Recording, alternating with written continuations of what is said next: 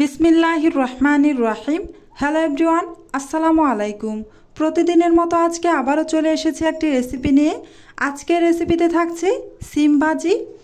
এই সিম ভাজি করার জন্য প্রথমে আমি এখানে 400 গ্রাম পরিমাণ সিম কেটে ধুয়ে পরিষ্কার করে নিয়েছি আর সাথে নিয়েছি দুইটি মাঝারি সাইজের আলু খোসা ছাড়িয়ে চিকন চিকন লম্বা লম্বি করে কেটে নিয়েছি। আপনারা আপনাদের পছন্দ মতো কেটে নিতে পারেন যে কোনো ভাবে। এবার আমি এই সিম ভাজি করার জন্য যে উপকরণ লাগবে দেখিয়ে দিচ্ছি।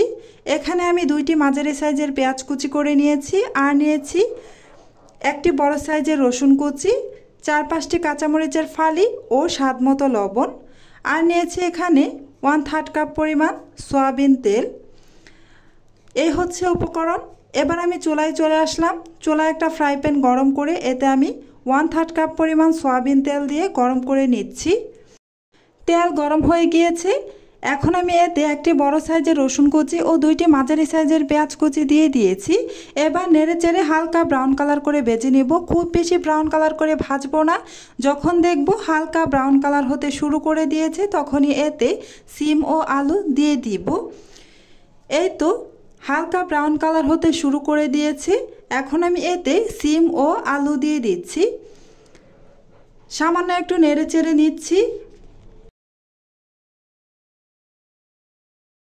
এবার আমি এতে স্বাদমতো লবণ দিয়ে সিমের সাথে খুব ভালোভাবে নেড়েচেড়ে লবণটাকে মিশিয়ে নিব। এখানে আমি 400 গ্রাম পরিমাণ সিম কেটে ধুয়ে পরিষ্কার করে নিয়েছি আর নিয়েছি দুইটি মাঝারি সাইজের আলু। আলুগুলোকেও আমি খোসা ছাড়িয়ে লম্বা লম্বি চিকন চিকন করে কেটে নিয়েছি। এবার আমি এতে 4-5টি কাঁচামরিচের ফালি দিয়ে দিলাম।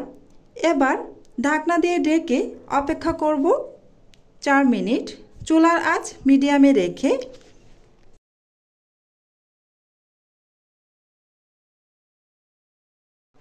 4 মিনিট হয়ে গিয়েছে। এখন আমি ঢাকনা খুলে একটু নেড়েচেড়ে দিব।